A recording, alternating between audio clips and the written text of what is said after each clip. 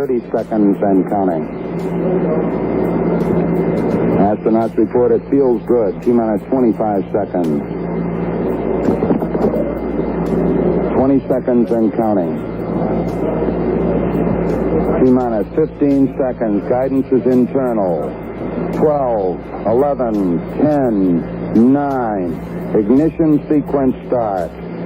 6, 5, 4, 3, 2, 1, 0. All engine running. Liftoff. We have a liftoff.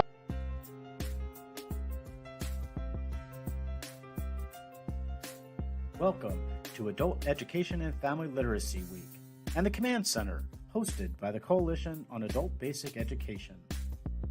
Once a year, educators from all over the country join together with adult learners, community partners, business leaders, legislators, and friends of adult education to amplify their successes. This year, COABE will feature a live Command Center in Washington, D.C. at the Hall of States, which will uplift voices from across the country and all sectors all week long. You don't want to miss the activities, and join us as we speak with adult learners, educators, administrators, employers, and those impacted by our adult education systems across the country. The Command Center will be live streaming all day. You can follow us on the COABE YouTube channel or check out all of the activities for the week at coabe.org. That's www.coabe.org.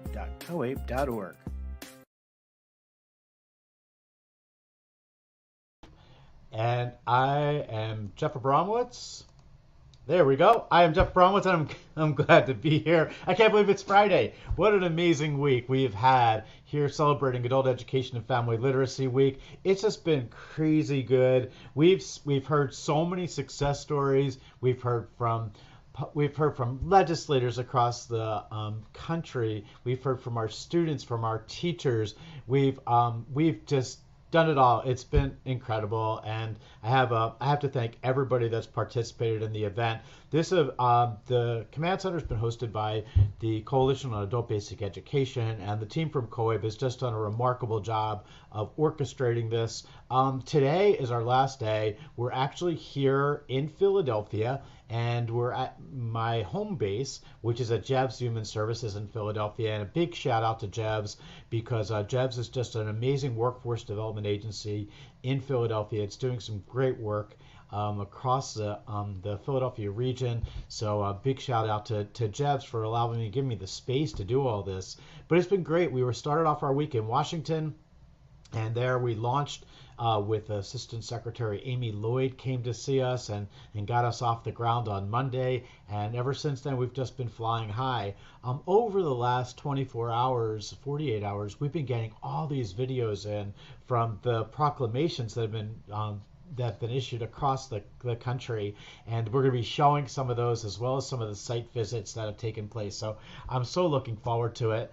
And I don't want to, we have a lot to do today, so we're going to be going strong all day long, and what a way to start it off. I'm really excited. I have not had the pleasure of meeting Annie Waldman, but we're going to get to meet right now. And Annie is with ProPublica. I'm going to bring her on. And Annie, how are you? Thanks for joining us today. Thanks for having me on, Jeff. I really appreciate it. Oh, no, it's our pleasure. So you're with ProPublica, and I was wondering maybe you could just share a little bit about yourself and the work that you do. Yeah, so I am an education reporter at ProPublica. ProPublica is a nonpartisan nonprofit newsroom. We've been around since about 2008. I've been at ProPublica for about the past 8 years. I've covered everything in education, from K-12 schooling all the way now through adult education. And, one thing that I think really sets this conversation off is, most education reporters really focus on K-12 schools, or they focus on four-year colleges without even, acknowledging the fact that most college students are in community colleges. And then aside from that, most education reporters don't even dip into adult education. And so last year, I spent some time shadowing a third grade class during the pandemic, trying to understand the literacy struggles of teachers and students students. And it really made me think, what happens to these students if they get out of school and they struggle to read, or they have other skills they want to brush up on, but the traditional education system doesn't work for them. So this year we have been trying to dig into, what happens to students who grow up, maybe just get off the traditional track and need to catch up with some of their education as adults. So that's really how I got into adult education and why I'm interested in the work that you guys do. Wow, and that's just awesome. It's the one thing that, if you look at it, just a dollar spent in education, we spend so much money on K-12, and it's so necessary. So don't get me wrong there. Our K-12 and our youth and our young people need to be educated and get smart. But the reality is that while we're spending somewhere between ten and $15,000 per student per year, for adult education in our country, oftentimes the people that need it the most, we're spending $500 to $700 per student per year, and we just don't give it enough attention either in the media and also in our budgeting and our thoughts and funding. But I'm so glad you're here. So thank you for joining us. Happy Friday. Happy Friday. Yeah, it's Friday, and it's Friday across the country, so I can say that it's a great day to end the week. We've done so much this week of bringing or sharing some of the success stories across the country, and I'm curious, in the work that you do, is there one story that sticks out in your mind in the adult education space of somebody that you saw or something that you observed that said, wow, this really is pretty important? Yeah, so just a week ago, we published a really big package working with several colleagues, including my colleague Aaliyah Swaby, and we looked at voting rights and literacy issues, which we think is kind of a niche area that not a lot of people really look at, but a lot of adult educators know a lot about. They often have students come in who want to vote, who want to be able to go into the ballot, but they might not understand the process. They might struggle with the ballot language, and what we found is that, there are ways in which literacy itself can be a barrier to voting, either through, how the voting process is set up or through the direct suppression of people who struggle to read. I mean, what we found really is that voting can be a modern day literacy test to some extent, a convoluted obstacle course, and, where every step of the way from registration to the ballot box, it can be incredibly challenging. And so we looked at the story of one woman who has made it her life's mission to help people who have literacy struggles at the ballot box. She's been doing it for 20, 30 years, helping people read their ballots. But, she's in South Georgia in a very small community, and she has been attacked by she has been arrested at the polls for helping people read their ballots. She has been, prosecuted by the local DA for this. And so we were really trying to understand, why is it that it's so hard for people to be able to vote? Why is it that there are some states that are really putting in restrictions to make it harder for people who may have struggles? Shouldn't we want everybody to vote regardless of what their reading abilities might be? And so one other aspect that we looked at was that the design aspect of voting, not just the direct suppression, but how actually ballots are designed to make it more difficult for people who have lower reading levels. And experts have said that redesigning both registration and the election process will lead to more accessible elections where people can vote without assistance and participate more robustly in democracy. They should be written simply and logically laid out. The jargon should be stripped from them. Instructions and ballot amendments should be very, very clear. And also they should be testing new forms on a diverse group of constituents of people of all reading levels. So one thing that we did as part of our, reporting, where we're really trying to make sure that we're not just reporting on people with literacy struggles, but also providing tools for people who have literacy struggles, was that we created a guide. It's done by my colleague Asia Fields. It's in 10 different languages. And it really, what the guide does is it's written in plain language, and it walks readers through every single step of the process.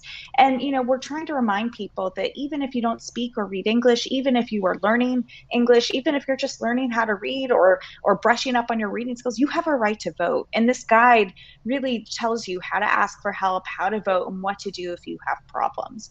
So, we're now in like the next stage of our reporting where, We're speaking with tons of adult educators across the country and really trying to find other interesting, diverse stories to tell.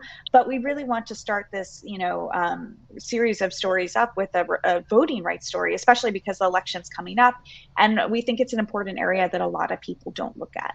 Wow, it is so important. So the issue itself, I know I just got my mail-in ballot request recently, and I was a lawyer for 20 years, and I literally, it took me some time to figure out like what I needed to do, and I ripped it up. I actually said, you know what, it's easier for me to go to the polls. But I was just thinking, like if I wasn't able to get out or wasn't able to go to the polls, I would have a really difficult time figuring out even how to get a mail-in ballot in the system. Really remarkable. How do we get this story out farther? Like how do we tell the story of those people? And really, I know ProPublica's got this piece out. Is there someplace people can go for that guide to get the support? Like where would we go to kind of check it out? Yeah, I mean, it's all on ProPublica's website. Awesome. But also, what we're trying to do is we're also trying to gather stories right now. So, we put this out there as a way to say, put our flag down and say we're interested in literacy issues. We're interested in learning and hearing from other people in the field. We want to, hear the stories, the human stories that, most journalists don't take the time to listen to. We want to also learn about, areas of adult education, which, even kind of mainstream don't pay attention to, and we want to hear about the inequities. We in our hearts, in the core of what ProPublica is, we are an accountability organization. We don't like to tread lightly. We like to show where people are unfairly treated, where people are facing inequities, inequality, and shine a light on it. Shine a light on people who don't necessarily have a voice and give them a platform to speak. Wow, so there's so many things to unpack in that one statement because there's so many areas that those inequities happen. I do a lot of work in the justice and education space with getting people smarter. The men and women that are incarcerated are coming home. And you talk about inequities in that system where men and women that are often black and brown are so severely impacted by our justice systems. And yet when they come home, they face these challenges of digital literacy where they're tasked with getting a job, and yet they may never have been on a computer possibly in their lifetime. And now they have to get in and they got to navigate a computer and they got to figure out how to download a resume and things that are challenging for us that are knowledgeable, let alone somebody that's never used a system before. So digital technology and that the Digital Equity Act was recently passed, and that's a good thing because it's going to start opening the door, hopefully, to men and women that are in the carceral setting that are trying to get smarter. But it's in all facets when we talk about literacy. It's everywhere. I was mindful of a story of a young woman who told a story about her father who often went into a restaurant and said, I'll have what she has or I'll have what he has. And it was simply because he couldn't read the menu. And if there was a picture, he would point to it. And the challenges that people have are so basic. We're talking about voting rights where it's a little more complex, and reading a ballot is often confusing for everyone, not let alone somebody that can't necessarily read or write very well. So one of the things I'd ask is like if we always have stories. Our learners, and I'm going to be posting videos throughout the day of our learners that have had success stories. And but if somebody had a story they wanted to tell, or an educator that was aware of a story and they wanted to get it out, what's the best way for them to do that, to navigate that? Well, they can just email me. I mean, I'll put my email out I there love right it. now, which is All right. just my first name, Annie, dot Waldman, my last name, at propublica.org. I try to get people to email me their stories and talk because, even if we don't include stories in an individual story in a reported piece, it becomes the fabric and the foundation of our reporting to make sure that we're doing this not only in an accurate way, but in an ethical way. Reporters are outsiders for the most part. Oftentimes they're accused of parachuting into areas or situations they don't know well. And, what's really important is making sure we approach things in the most responsible way possible so that we're not taking advantage of anybody, but really elevating the right stories and the right information. we're going to make it even easier for you out there. So if you're watching this now, all you need to do is if you send your information to COABE, it's COABE, www.coabe.org, get on our website. There's a contact page there. Just let us know your story. We'll pass it on to Annie. We'll get it to her, make sure she gives it some voice and gets it out there. Annie, we're celebrating Adult Education and Family Literacy Week this week. Really important that we shine the light on stories across the country for people that are doing great.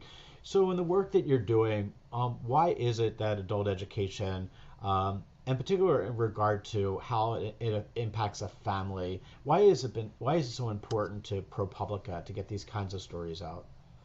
I think it's because, for so long, these stories have been hidden. They have been kind of they're not in the mainstream. A lot of people don't want to talk about adult education. They don't understand adult education. They don't understand the need for it.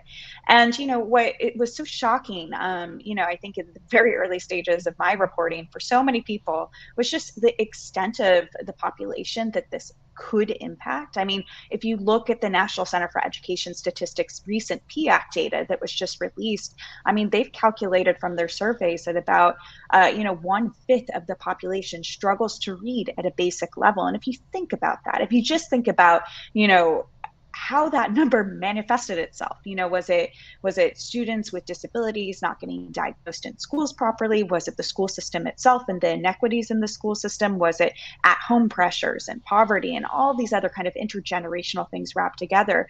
But regardless of what it was, I mean, it means that it should be a national priority. We should be trying to understand how this percentage of the population can be assisted, how they can have not only the education to bring them to a level where they can have a life that is, where they make enough money, they can get a job, they can get transportation, they can get a driver's license, very basic, simple things.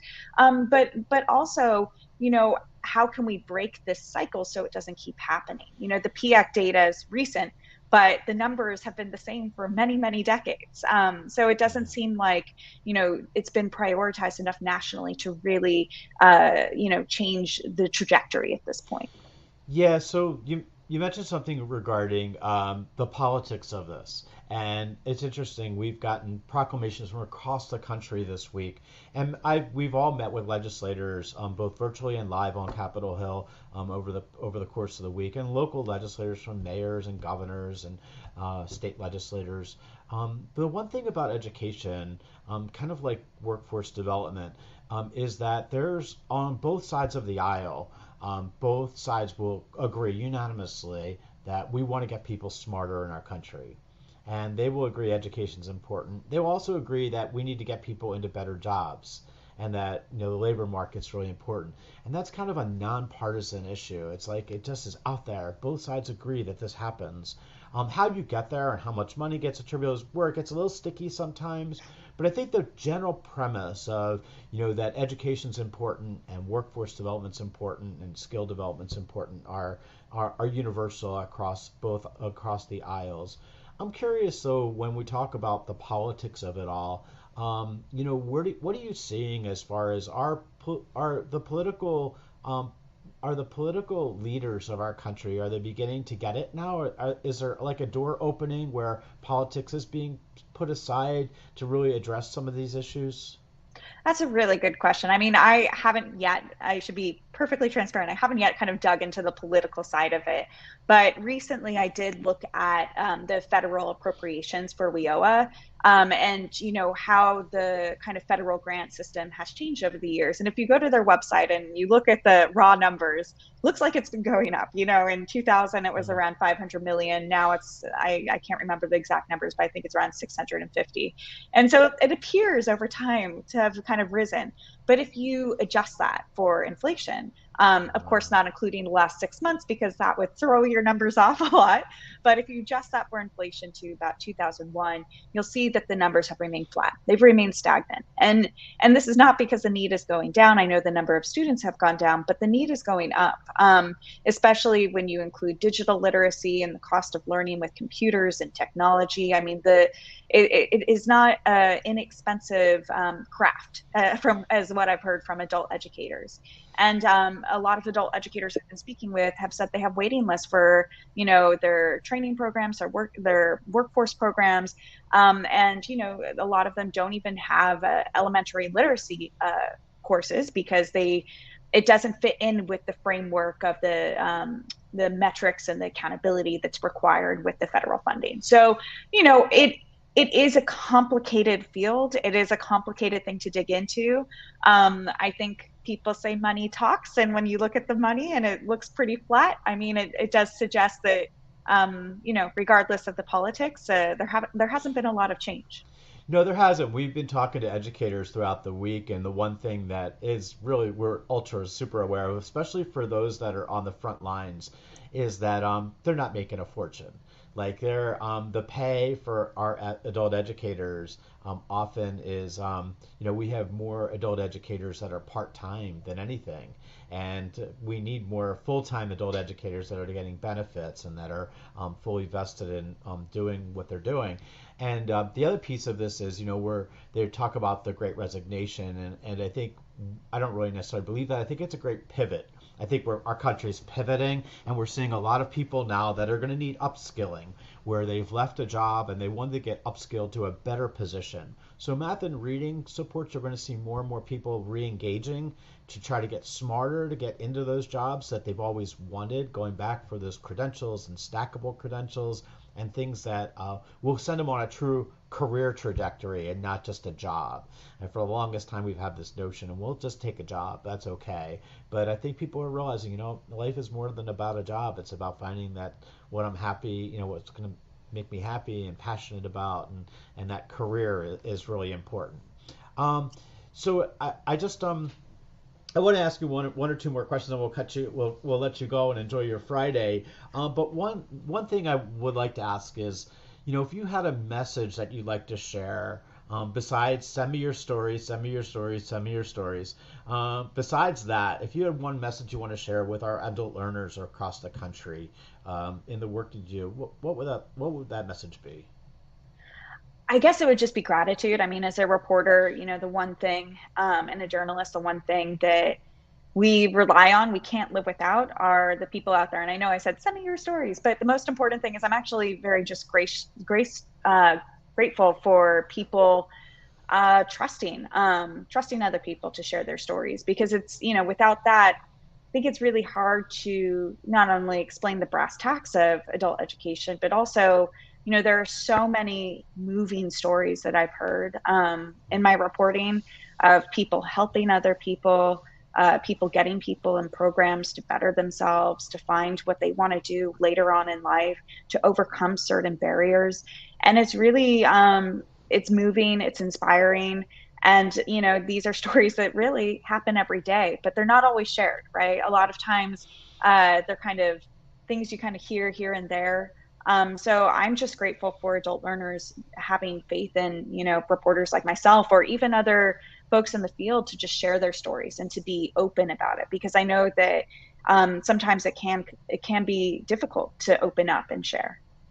Annie, thank you so much. And I want to let our audience know, if you wanted more information, what's the ProPublica website they can go to? It's just propublica.org, PROPUBLICA.org. Awesome. And it's Annie.Waldman at ProPublica.org. And if you have any stories, you're welcome. Share them out to Coabe, share them out to me, or just directly to Annie if you're comfortable. But a story may be words, but those stories paint pictures that are 10,000 words, because they really tell the what's going on in the field of adult education. And we're so grateful that you took some time today to celebrate with us the Adult Education and Family Literacy Week. I look forward to personally working with you, getting to know you more, but definitely sharing the stories with you. And I will be sending you all the clips from this week. And then you can have a field day, because there's a lot of amazing stories that we've captured, and we want to get them all on your radar screen. So we'll give you plenty of opportunity for that. Thank you, Annie. We appreciate you. Great. Thank you so much, Jeff. Have a lovely Friday as well. Thanks, you too. So Andy Waldman from ProPublica, we're going to keep going all day today, and we have a lot more going. I want to take a few minutes and share some incredible videos that have come in over the last 24 hours. So I'm going to pull up my screen, and I'm going to share a few of these wonderful stories with you. And we're going to start with this one right here, and this is it speaks for itself. According to UNESCO, literacy is a tool of personal empowerment and a means for social and human development. Literacy is at the heart of basic education for all and essential for eradicating poverty, achieving gender equity, and ensuring sustainable development, peace, and democracy. I'm Kerry Conley, Director of Adult Education at Garden City Career Connection Academy. Please join me in celebrating National Adult Education and Family Literacy Week. There you go. That was Garden City Career Connection Academy. Thank you, Garden City, for sharing that out. We got more coming up. The next one is we got this from we got this from California State Assemblyman McCarty. That just shared this with us. We'd love to share it with you. Here you go. Much to the Coalition for Adult Education for recognizing me with this award, but more importantly, for doing the work that you do to help people throughout California with adult education, whether they're trying to get basic skills and learn English, become a citizen, get job skills and go on to community college or a job placement program, or just go back and graduate from high school. So many of you don't know, but I went to adult school to get my high school diploma. So literally it helped me get my life back on track and where I am now in the California State Assembly, serving my hometown and the people of California. So thank you for the honor and the award. Sorry I couldn't be there in person, but I appreciate the recognition, but more importantly, I appreciate the work that you all do to provide adult education for people across California. Thank you so much to the Coalition. There you go. Some great words. We got more coming up. Here's another one that just came in, so I want to share this with you. This is from the Wayne Township Adult Education. They hosted an event last night with Senator Ford, Representative Pack, the Indiana Workforce Development Board, and some ambassador leaders. I'm going to show you a little bit about what went on in their event. Hi, everybody. That's my other teacher, Mr. Mike. I would like to introduce our representative, Mrs. Bass, and this is our HVAC class. This is Mr. Gary, this is Mr. Mike. They're ambassadors as well in their own field. He's a current salesman for another supply company salesman. Oh, is he? Yeah. Good man. And Mr. Mike is the lead director for North Mechanical Contracting. Our gas class invest 12 days a year. And almost 100K funding for us to have a company. My name is Larry Wilson. I'm the ambassador for this class. My dream one day is to start my own HVAC class. Every single last one of my classmates already know this is vision for us. That's why we're here. Take the time to know. Yeah, take the time to know about that. Obstacles I had to overcome. So many of them. I graduated from high school. I attended college. Unfortunately, I wasn't mentally prepared. And I got sucked into the college party life. Yeah. Now I'm here for a second time around, and yeah, it makes perfect sense because I have a clear mind, clear vision. And you got the drive. Yeah, drive as well. I can show you a few words of our business and what we're doing.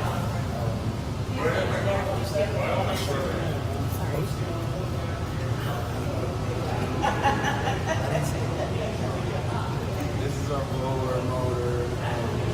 This is our control board, our transformer. So that's like That's my first time live. Mr. Gary, Mr. Mike. Because they're still in the field as well. And also my son attends this class as well. He's in Ben Davis himself. So we got like a little father. Yeah, I had a son, his name is Davon. He's in fat class. Yes. He's like there he is. Arrogance. I like that.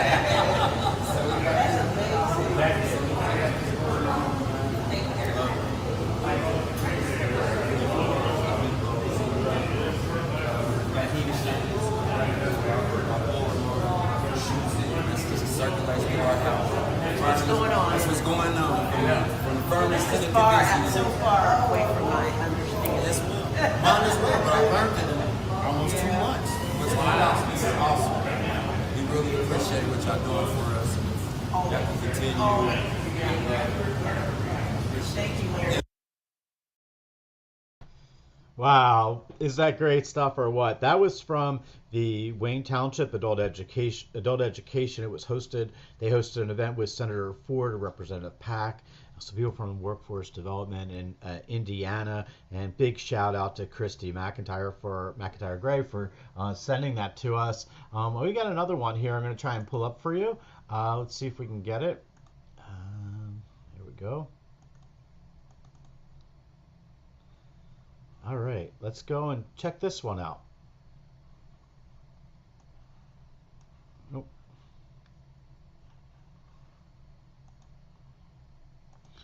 Hold on, we'll get there a second.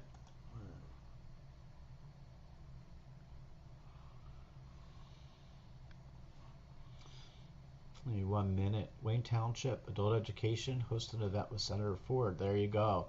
There are 9 ambassadors in the video. They led a school tour, so that was that video that we just saw. It was a school tour that was going on, and just great stuff. Great stuff. Hold on, we're going to see if we can get this other video up. And this was sent to us by our colleague Renee Rivers sent this to us. So let's see if we can get this one up. We're just downloading it. As soon as it's up, we'll get it. Give me 1 minute.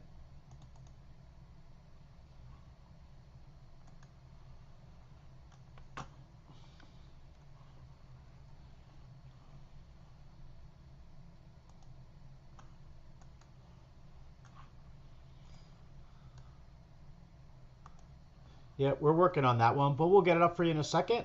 Again, we got a number of guests coming up. We have another guest in a little bit coming. So we're going to take a quick break, but welcome to the Command Center for Adult Education and Family Literacy Week. Michelle, good morning from COABE. I see Michelle is in the house, and she's behind the scenes. She's been working hard all week, making sure we have our guests lined up. We appreciate that. And a big shout out to Sharon Bonney and the team from COABE for orchestrating the Command Center all week. It's just been a pleasure, and we're rocking and rolling here. So we have more to come. We're going to get that video up in a second, and we'll be right back in just a minute with more from Adult Education and Family Literacy Week. 30 seconds and counting. Astronauts report it feels good. T-minus 25 seconds. 20 seconds and counting. T-minus 15 seconds. Guidance is internal. 12, 11, 10, 9. Ignition sequence start. 6, 5, 4, 3, 2, 1, 0. All engine running. Liftoff. We have a liftoff.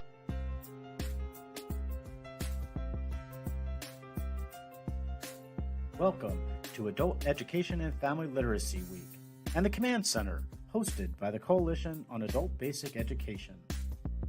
Once a year, educators from all over the country join together with adult learners, community partners, business leaders, legislators, and friends of adult education to amplify their successes.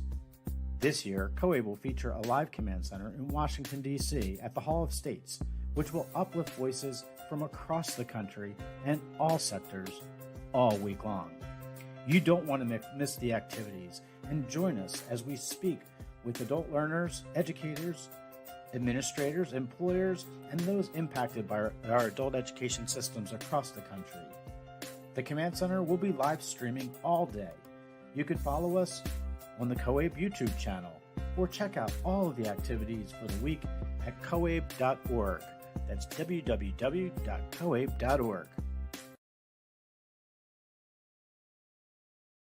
30 seconds and counting.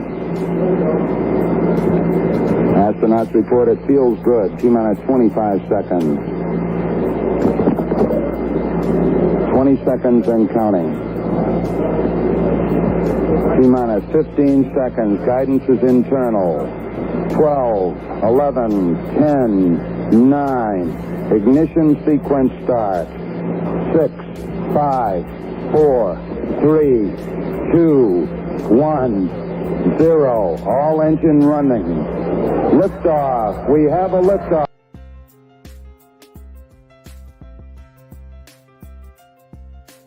Welcome to Adult Education and Family Literacy Week and the Command Center, hosted by the Coalition on Adult Basic Education. Once a year, educators from all over the country join together with adult learners, community partners, business leaders, legislators, and friends of adult education to amplify their successes. This year, COABE will feature a live Command Center in Washington, D.C. at the Hall of States, which will uplift voices from across the country and all sectors all week long. You don't want to miss the activities, and join us as we speak with adult learners, educators, administrators, employers, and those impacted by our adult education systems across the country. The Command Center will be live streaming all day. You can follow us on the COABE YouTube channel or check out all of the activities for the week at coabe.org. That's www.coabe.org.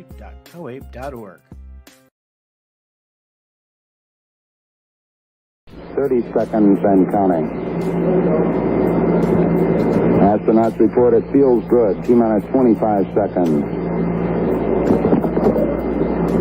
20 seconds and counting. T-minus 15 seconds. Guidance is internal. 12, 11, 10, 9. Ignition sequence start. 6, 5, 4, 3, 2, 1, 0. All engine running. Liftoff. We have a liftoff.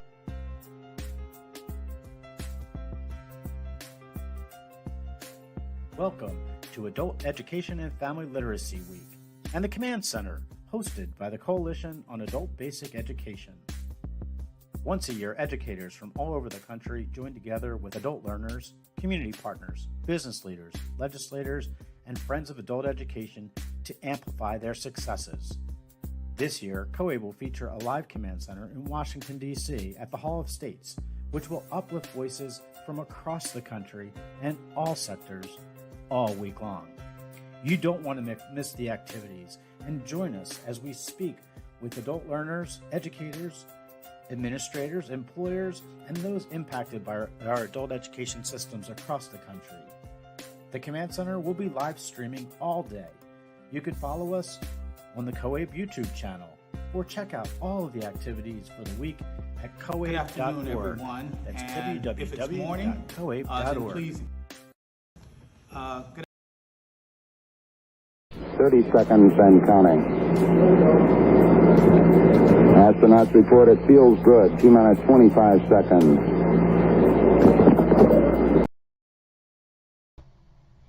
We are back, and we are live at the Command Center in Philadelphia, Pennsylvania, celebrating Adult Education and Family Literacy Week.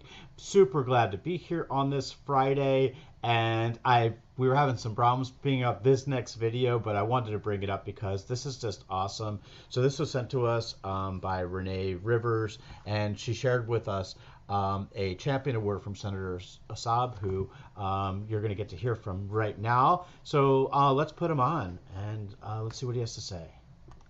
Good afternoon, everyone. And if it's morning, then please excuse this expression of gratitude. I'd be remiss if I did not pause to express my appreciation for being recognized in this way. I believe that education is our best weapon against poverty, and that the best opportunity we have to live out what has been classified in our Constitution, where it proclaims that we are entitled to the inalienable rights, among which includes life, liberty, and the pursuit of happiness. Many will become educated by traditional high school attendance, but for others, their recognition of the need for education comes later. The effort of this organization makes those opportunities available. I just want to say thank you for all that you do and for this recognition. Please know that recognizing me in this way reinforces the fact that my heart and mind are in the right place. This Champion of Adult Education Leadership Award is one that I will hold dear. Our combined efforts, I believe, will help many to realize what Governor Wilder classified as being the endless possibility of the individuals. Thank you all so much, and may God bless. Thank you. Wow. Awesome. Thank you. Thank you, Renee Rivers, for sharing that. Speaking of Renee Rivers, they did this amazing video. I showed this yesterday, and I was just tickled by it. I want to bring it on. I want to show it to you again right now. Just some great work being done in South Carolina. Watch this.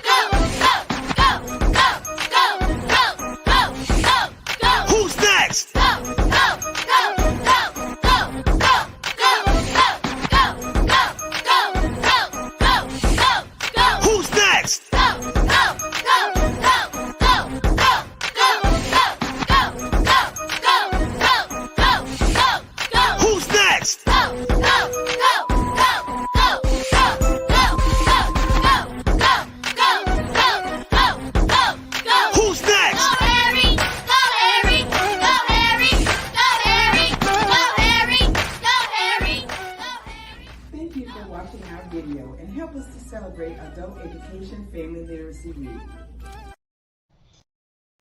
Thank you, Renee. That was just awesome. And again, I laugh every time because the one thing that is, first of all, the dancing is great. So you guys have your own music video going on there. But the one thing that I every time is just like get emblazoned in my head are all the students with their flags of their countries as they come out of their ESL class.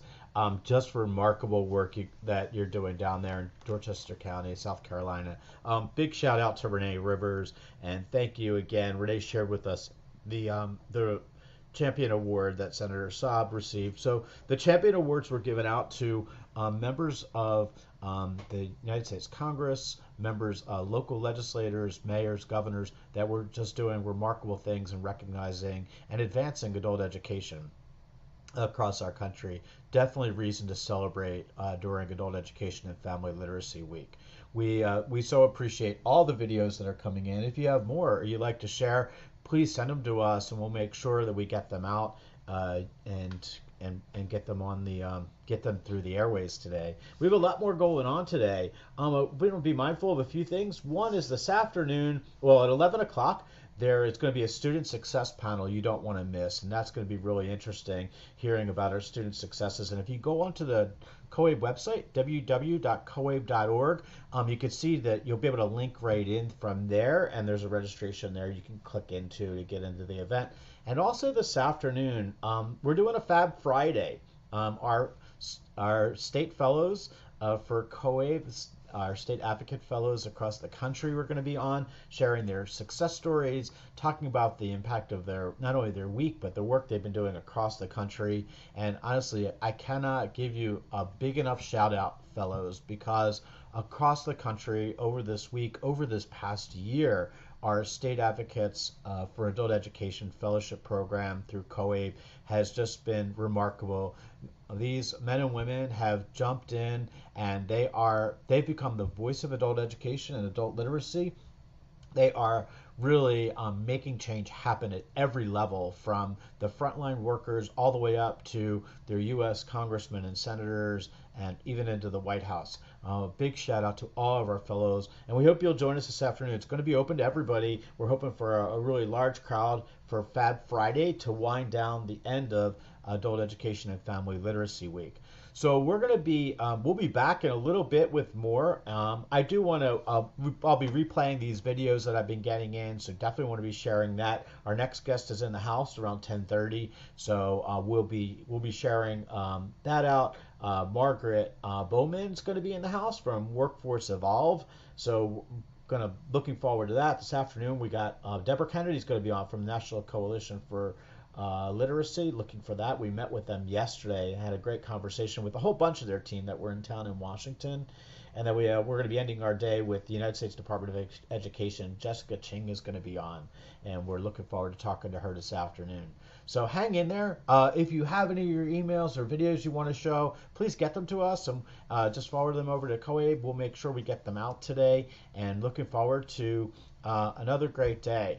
Thank you, everybody, and we'll be right back in a little bit.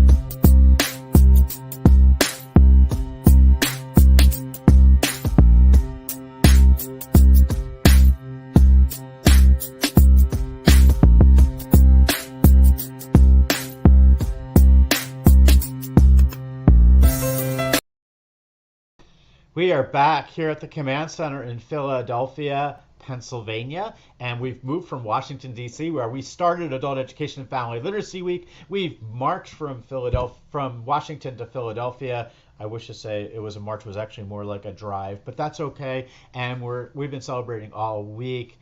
Just have had some amazing people on, some great success stories, some educators. We just had Annie Waldman on from ProPublica, who really talked about an issue. If you've missed it, we're going to replay that for sure, because Annie she's just amazing. She raised an issue about literacy and voting, and a new passionate article that they're talking about how difficult it is for people that are low literacy to actually sometimes vote and understand a ballot and work through, navigate that process. So I absolutely love it. And Annie mentioned, if you want more information, ProPublica, go on their website, check it out. If you have any stories, please send them to us at COABE. We'll be glad to get them on. And 1 second, let me just fix my camera. There you go. So the next guest that we have coming on is Margaret Bowman from Workforce Evolved, and I'm super excited because everyone that knows me knows that I live in the workforce development area. Workforce development, education, and justice is kind of the center of my world. But let's bring Margaret on. And how are you? Good morning. I'm doing very well from sunny Florida. Thank you for having me. I love sunny Florida. Where are you in Florida? We're in the Tampa Bay area. I love it. So I was just down there. The Correctional Educators Association had a conference down in Tampa that I gave the keynote address at, and it was so much fun. Tampa's a beautiful city. Yes. It was warm, but it was beautiful. Yes. It is the warm season right now. Yes. It is. Well, it's great to have you on, Margaret. Thank you. Tell us a little bit about yourself and a little bit about Workforce Evolved. Workforce Evolved is a fairly new nonprofit. It was established in July of 2020. However, due to COVID, we are really getting started within the past year. And I am the executive director of Workforce Evolved, so nonprofit organization that primarily supports our sister organization, which is Learning Alliance. And Learning Alliance is a Tampa-based workforce training center. However, we have a national footprint. So housed here in Tampa, but we bring students from all over the country, train them, get them credentialed, and then place them in jobs throughout the country. Love it. Love it. So this is where it starts. Everyone listening out there right now, it starts with adult education and then goes into this piece of finding them a true career pathway. And it starts with a credential often and knowing that people are doing what they love to do. So how does it work at exactly? Are you actually providing the training and the certifications? And what are the hot areas that you're looking and you're seeing right now?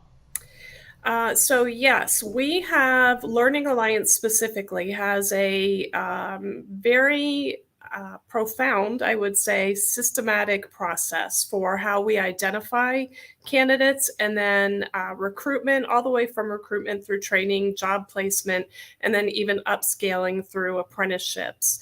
So we primarily work in the fields of telecommunications and are now getting also into renewable energy, primarily with wind, but telecommunications is really our sweet spot.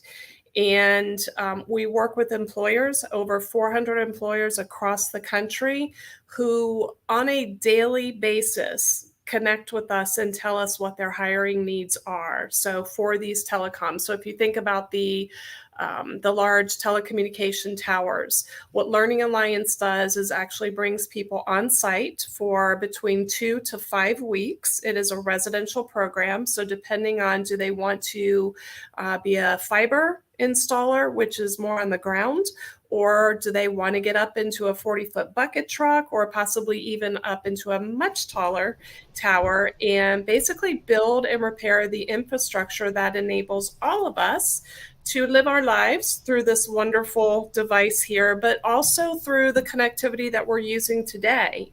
So we do the recruitment, we actually do the training, and then about 90% of our students, once they graduate, about 80% either have a job prior to graduation or within 2 weeks after graduation. And then we follow up with them, we follow up with the employers.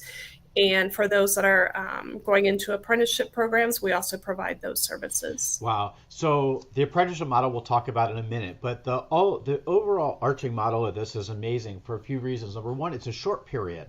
So Yes. you're talking about a period of time where it's really doable for a mom or dad that want to get back or transition into another field, or a young adult that wants to get into a career pathway where they're really going in, and you're not spending a year or 6 months. Not that that's not important or couldn't come post-secondary or going into school, but if you really are into this field and you are in probably the hottest sectors in our country right now, Yes. you can't get into a hotter sector when we talk about telecommunications. During this week of Adult Education and Family Literacy Week, we've been talking a lot about the Digital Equity Act. So you guys must have been doing the happy dance when that passed, right? 100%. So, and that is part of our mission is helping to close that gap. So we, in order to, promote digital equity, you have to first have that infrastructure. And so that is what our graduates do is they are out in the communities and they are building that infrastructure, bringing those communities up to that 5G, that high-speed internet capability. Prior to COVID, there was a need for, more than 20,000 telecommunication technicians across the country. And when you think about what COVID did by kind of forcing many of our critical services online, and since we realized, okay, we can do this, many of those services are staying online. So think about that number prior to 20,000. And it has just increased since that time. And I will tell you, we have a cohort of about 50 to 70 students per month that come through our Tampa Training Center, and we're barely scratching the surface. So the need is there, definitely. Yeah, for sure, for sure. So thank you. It's just incredible. I think that, if we could target more training programs into really the high demand, high priority jobs, which these are careers. These are where people are going to be investing for the rest of their lives, some of them, and they're really good paying jobs. They're sustainable. There's room for advancement. And you're also the fact that you're on the cutting edge of some of these other environmental green jobs like the wind turbine and wind energy. And I was mindful, I've seen some of those wind turbines that are out there, and I can't imagine climbing to the top to do maintenance on them. But if you're not afraid of heights, man, that is one of the jobs you want to get into because they're really popping up everywhere, and it is definitely a way of the future. Yes. The Learning Alliance Center, I know they're all over the country, correct? Whether they're housed or based in Tampa? So we're based in Tampa. We are looking to expand and open centers of excellence within the next 18 months to 2 years. But we have employer partners that are across the country. And so that's primarily, they provide everything from supporting students through the program financially to job placement, and then again their continued growth and development along the career path through apprenticeships. But we definitely have the need to actually open physical training facilities in other parts of the country, and that's a goal for us. I love it. So yeah, we got to talk offline. So I'll get your number because we need some stuff here in Philly, and we'd love to have you come up here. We're here celebrating Adult Education and Family Literacy Week, and I'm wondering, there's a lot of people out there that are low adult, they're adult learners, kind of working their way through, or English as a second language learners trying to get back through. What advice or suggestions would you have for them as they embark on looking for that career? Wow. So, I think just being aware or somehow asking around, tapping into different people, different resources, because there is so much out there, either through their local adult education centers. It might be through a program that is through a local community college, even at their employers. Just talking about, hey, this is what I'm interested in. I really want to make this shift and have a sustainable family wage for my family, as well as set the example for my children. Again, telecommunications, the average starting wage, again, after 2 to 5 weeks of training, the average starting wage is about $46,000. So we take students' minimal entry requirement right now is GED, but we are also looking at, if you do not yet have that high school completion or GED, how can we partner with the local adult education centers and possibly try to do some type of a dual enrollment with our pre-apprenticeship program. So it's out there. It's just be hungry for it. Don't be afraid to ask, and know that it is out there, and that there is a lot of assistance. Awesome, great stuff, great stuff. So, I'm just curious a little bit about the work that you're doing, and we're trying to get word out to legislators and to senators and to people that are getting smarter. I'm just curious, like what from the advocacy front, what is it that legislators should know as we start to build out some of these programs and the infrastructure work that we're doing to try and get people into these careers? So when I think about certainly adult education and workforce education in general, and how that relates to what we do here at LAC and Workforce Evolved, we as a country we cannot advance to where we want to go unless we have that. Every community is connected, and every community has the equal access to the services, which can only be achieved through this high speed, right? The 5G rollout.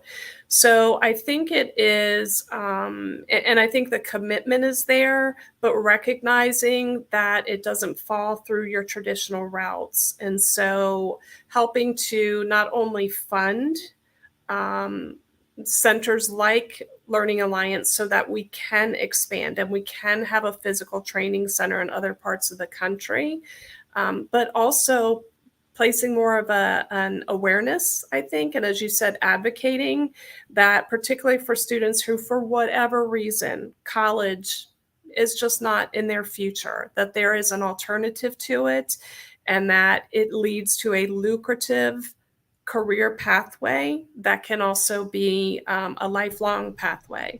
I just love it. I love it. So if there was so much of what you said, I mean, the apprenticeship model is something I think is probably the most underutilized tool in our country to help people not only get a skill, but also get embedded in an organization, employment, and really learn what the employer needs to, wants them to know in order to be successful. And I love that you're centering on some of the apprenticeship work, because I think people often get very afraid of dealing with apprenticeships because they're sometimes tricky to navigate at a state level. Mm-hmm. But I want you to, if you could, like, what's the secret to launching a successful apprenticeship? Oh, wow. Support, having a framework in place, and by support, obviously financial support. But one of the things that is so impressive about Learning Alliance is they have almost like a menu of services that is available to employers to help them launch a successful apprenticeship program, but also sustain it. And that can be anything from, onboarding the apprentice and doing training for the apprentice, as well as the on-site mentor who is going to be there and be that support system for the apprentice, up through, developing and actually delivering the customized training. So we are also a training provider, and registered nationally, as well as with many of the states also. But then the follow through is important also. At the end of every graduating class, basically part of the message to our students who are graduating as pre-apprentices. So they've got the safety credentials and those entry level credentials needed to then get them into an apprenticeship. But what we always tell them is, we're here for you. You are an alumni. You are part of the family. If you at any time have a question, a concern, we're here from you. So that partnership extends not only to our graduates and our students, but to the employers as well. Yeah, so that's an important piece is knowing there's a handoff to the employer. I also am really mindful, super mindful in the work that we do of providing, we know that students often when they get into these programs that it's not the program itself which is the challenge, it's just life. It's like kids and transportation and finding food, make sure you got diapers and all these things. We're super mindful of that in the programming and the work that we do. So I appreciate like that handoff, like being able to be that mouthpiece for the employer and sticking with them and making it more of that family so they know they can come back. And maybe it's something they don't love to do, and they want to try get a different skill set, try a different trade, get a different certification. That those are all out there, and I love that. If we wanted to get more information about Workforce Evolved and the Learning Alliance training centers, how could we go about doing that? So multiple ways. So Learning Alliance online is mylearningalliance.com. There's lots of information there as well as some easy ways to contact us. Workforce Evolved is workforceevolved.org, and certainly can contact us that way.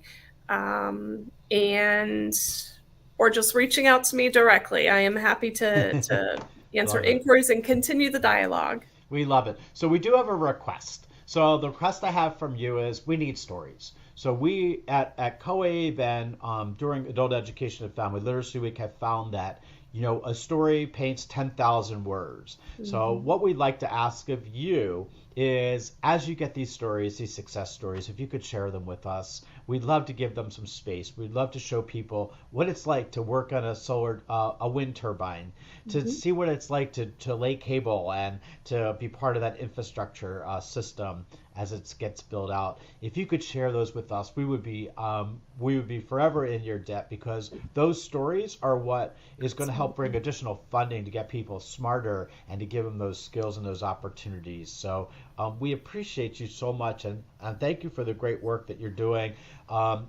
If there's a message you want to get to anyone, to your, maybe it's to the people that are out there that are looking or thinking about, making that pivot, right? It's not a great resignation to me. It's a great pivot in our country. But what would you have to say to them?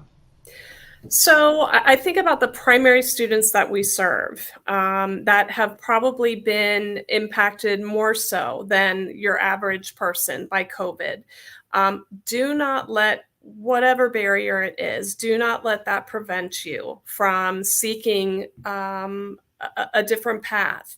So you come to us, we will help you get funded if that's needed. But more importantly, we will knock down all of those barriers. We provide transportation, hot meals, 3 hot meals a day, housing, and then of course the job placement or the placement services that go along with that. So, the barriers that folks face, we will take care of those for you. So don't let that stand in your way. I love it. Great stuff. Thank you so much for being with us. Margaret Bowman from Workforce Evolved, and check them out at mylearningalliance.com, right? And that's where you want to go to get some information. So just a quick note, I remember I had our first program here where we worked with a utility company here in Philadelphia, and we had all these students together, and the first thing they did when they got to the program was they had to climb this 50-foot pole because they had to show they weren't afraid of heights. Yeah, we lost half the class right there. That was the end of that. So if you're preparing for this kind of job, I want you to do something. I want you to find like a bridge somewhere, and I want you to, if you could cross it and see if you got that fear of heights, just check it out first before you get into the program. But there are a lot of opportunities for getting involved and engaged, and it's a great field. Definitely looking forward into the future of some of these high priority jobs, especially with the infrastructure bill and the Digital Equity Act. Thank you, Margaret Bowman, for being with us today. We appreciate you. We look forward to those stories going forward, and we'll talk to you soon. Thank you so much for having me. All right, take care. So yeah, we're here at the Command Center. Margaret Bowman. So mylearningalliance.com. Check it out. Workforce Evolved also. These are great programs. These are the future of our country, and we really need you to be aware of them, to engage in them, whether it's an apprenticeship or it's whatever that field of interest is. And a lot of times we don't know what we don't know, so we need to go check it out. So take some time and check out those that website. We're going to take a quick break, and we're going to be back with some more guests coming up, and looking forward to finishing up the end of this week. Right now, as we speak, the Student Success Panel is coming on at 11, so definitely want to check that out. And again, at 1:30, we're going to have Deborah Kennedy on from the National Coalition for Literacy. So looking forward to a packed afternoon, and we'll be right back.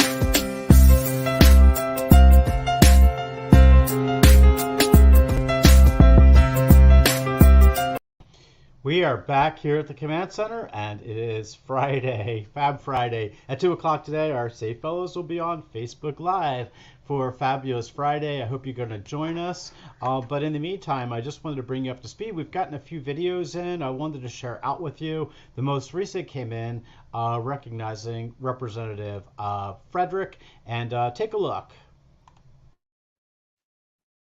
Hello, my name is Carrie Matchkuri, and I am the Michigan State Advocate for Adult Education Fellow through COABE.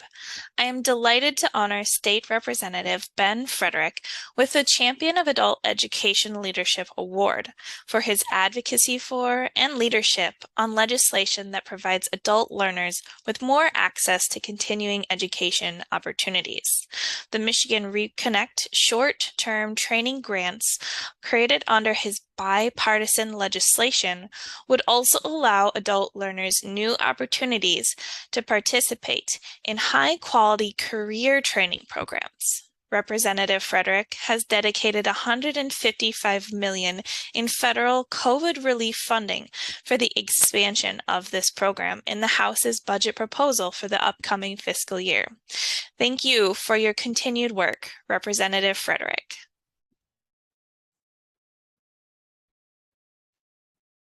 Hello, my name is Carrie Matchkuri, and Hey, well, Carrie, thank you so much for sharing that out with us. Very impressive, and special thanks out to Representative Frederick for supporting the legislation as well as funding opportunities for adult education.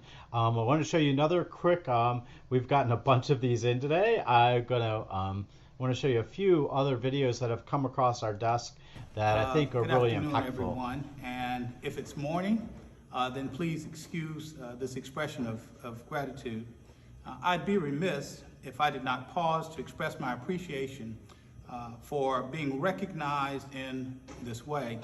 I believe that education is our best weapon against poverty, and that the best opportunity we have to live out what has been classified in our Constitution, where it proclaims that we are entitled to the inalienable rights, among which includes life, liberty, and the pursuit of happiness. Many will become educated by traditional high school attendance, but for others, their recognition of the need for education comes later. The effort of this organization makes those opportunities available. I just want to say thank you for all that you do and for this recognition. Please know that recognizing me in this way reinforces the fact that my heart and mind are in the right place. This Champion of Adult Education Leadership Award is one that I will hold dear. Our combined efforts, I believe, will help many to realize what Governor Wilder classified as being the endless possibility of the individuals. Thank you all so much, and may God bless. Thank you.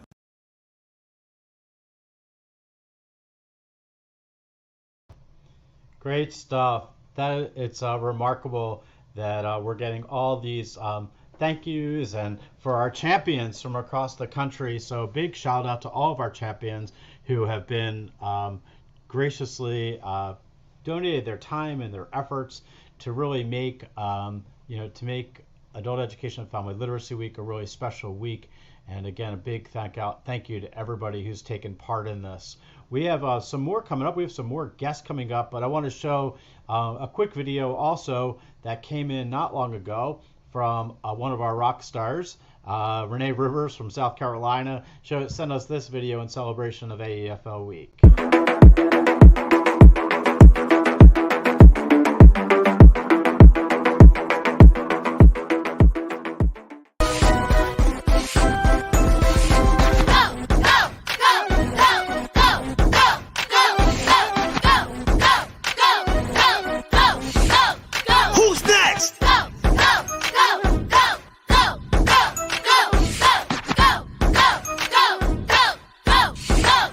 Who's next?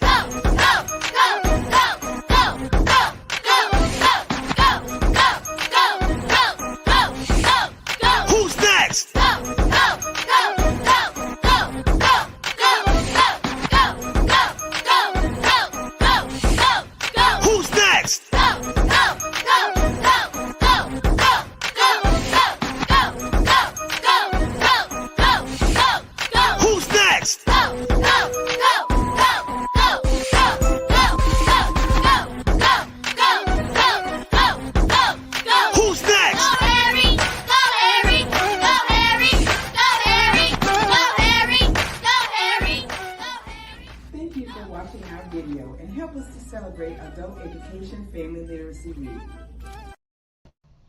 There you go, Renee Rivers. Thank you so much for sharing down South Carolina.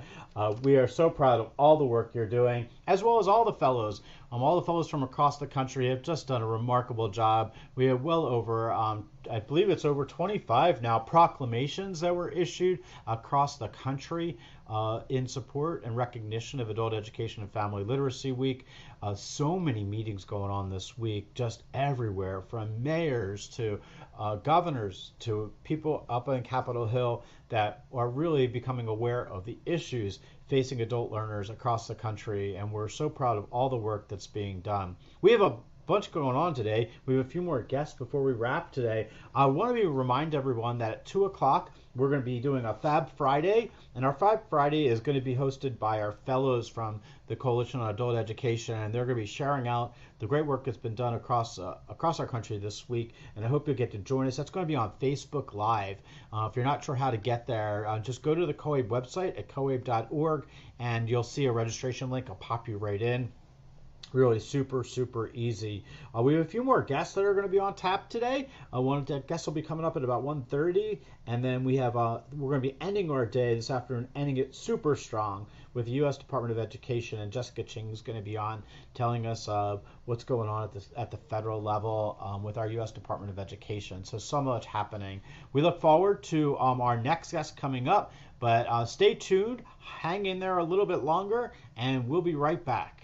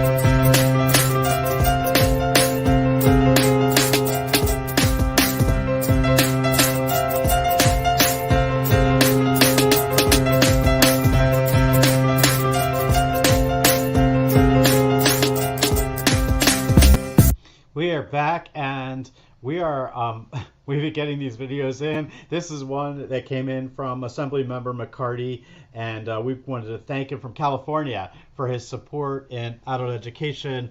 And take a listen. Much to the Coalition for Adult Education for recognizing me with this award, but more importantly, for doing the work that you do to help people throughout California with adult education, whether they're trying to get basic skills and learn English, become a citizen, get job skills and go on to community college or a job placement program, or just go back and graduate from high school. So many of you don't know that I went to adult school to get my high school diploma. So literally it helped me get my life back on track and where I am now in the California State Assembly, serving my hometown and people of California. So thank you for the honor and the award. Sorry I couldn't be there in person, but I appreciate the recognition, but more importantly, I appreciate the work that you all do to provide adult education for people across California. Thank you. Wow, great stuff. So thank you, Assemblymember McCarty, for sharing and for doing all the work, the yeoman's work, because we know that it definitely takes a village, and it's challenging for our for us to really make an impact, to make a change across the country when we talk about adult education and family literacy. And we're really proud of all the legislators that have jumped on and that have been so generous with their time and their energy. And as evidence of that, we've gotten proclamation after proclamation across the country, and from all different kinds of organizations, and sharing out from everywhere from West Virginia to Maryland, you name it. States have stepped up, and we have one from Spotsylvania County. Everywhere people are jumping in and saying, you know what, we need to recognize the importance of adult literacy, especially at this time of year. And we're grateful that that they're taking time to really acknowledge the great work that's being done by our educators, as well as our students. The students that are making change in their lives and advancing their education. So yeah, all is good. We are I know Rachel McDowell is up next. I believe we're going to have our next guests are going to be the National Coalition for Literacy. No, I think that we're excited about the conversation. So I think we'll be all good to go in about 2 minutes with them. So they're coming up next. And if you have any videos or proclamations or anything you want on our radar screen, now's the time to do it. We only got a little bit of time left before we close out the week, but it has been a great week, and we want to thank everybody, especially the Coalition on Adult Basic Education, Sharon Bonney, Michelle Tillis, and the staff behind the scenes, Bethel Fernandez. You all have been great all week and really helping make this a special week for a lot of people, our educators as well as our students. And we want to give you a big shout out and thank you. We're hoping to get Sharon Bonney on at some point today as well, so we'll make sure we grab her. Special shout out too to Jody Angelone, our fearless president, who is, God, you want to talk about an inspiration to all of us. Jody is so passionate about the work that we do in adult education, and has been just a remarkable president for COABE, a wonderful person, and we can't be more proud of Jody and the work that she's done and her voice across the country. So Jody, we're thinking of you. We appreciate you so much, and we're grateful that you're here. We are, so a lot going on. We still have some time, and we have our Fab Five, our Fab discussion coming up with our Safe Fellows at 2 o'clock. And right now I want to bring in our next guest, Rachel McDowell. And let's just get to it. Rachel, how are you? I'm good. How are you? I'm doing great. It's so good to see you. So I have to confess that I have a daughter, and her name is Rachel. And the reason that I named her Rachel is I've never met a Rachel that I didn't like. I think the name always indicates something of a person who's passionate, and obviously you're here for a passionate cause. Why don't you introduce yourself, tell us where you're from, and a little bit about the work that you do. Awesome, thank you. And I hope I can live up to the standards of my name now. So thank you for inviting me to join the podcast. I'm super excited to be part of everything that COABE is doing this week. And so I'm Rachel McDonnell. I am a director at Jobs for the Future, or JFF. and wanted to share a little bit about JFF first for those who may not be as familiar with us. So we are a 40-year-old organization, and we are focused on transforming the education and workforce system to promote equitable economic advancement for all. And we firmly believe that adult education is an essential on-ramp to those pathways that lead to economic mobility. And especially when we think about the demographic makeup of our adult education students, which I know you had a great slide on that just a minute ago. There's a clear equity imperative to this work that we're doing. We think about the systemic injustices that have led to those gaps in literacy and numeracy and digital literacy. We have a huge role to play in advancing equitable attainment. JFF is currently involved in 3 exciting initiatives focused on adult education. Those are the DRAW initiative, so Digital Resilience in the American Workforce, which I lead. And then we are part of the Create Adult Skills Network and the Teaching Skills That Matter initiative. I can talk a little bit about those 3 projects, and then happy to talk more about other things. But so we are the lead for DRAW, which is Digital Resilience in the American Workforce. I think some of our project partners have been on earlier this week and shared a bit about it. So hopefully, if you haven't checked out the resources yet, you will do so. This is in partnership with World Education and SAFL partners. And this Octave-funded initiative is really focused on providing the adult education field with strategies and resources to help build digital skills and resilience in adult education classrooms. And we think about just how much of daily life now and increasingly requires those foundational digital skills. But a lot of adult educators maybe haven't received professional development on what it means to integrate that into the classroom. So we have a new landscape scan that just came out that details the findings that we've accrued over the past year. We have a number of blogs. We have some deep dives that are coming out in the next few months. And hopefully you may have seen as well, we're going to be launching a professional development pilot for 3 states to really start engaging with some of the resources we're creating. So very excited about all of that work. Well, I got to stop you there because we can't just run over these things. We got to give them some space because one of the things we've talked a lot about this week is the Digital Equity Act. And I'm really super excited. First of all, you know how people have like rock stars that they really like and they go crazy when they're performing? So I kind of do it the other way around. Like I go to organizations like JFF is one of them. I'm just so in awe of the work that you guys do across the country. And I do my agency does a lot of work in workforce development, and I'm so proud of the work that JFF does, but also to be parts of the puzzle that they help put together. So let's talk about the Digital Equity Act, and in particular the DRAW project, because I do a lot of work with Octave, and I am an AIR contractor, so I do work and also with links. And we actually had Amy Lloyd kick this off on Tuesday, so it was awesome to see. We cannot do enough when it comes to digital equity and digital resiliency, and that's really getting our adult learners smarter and getting them into the digital world.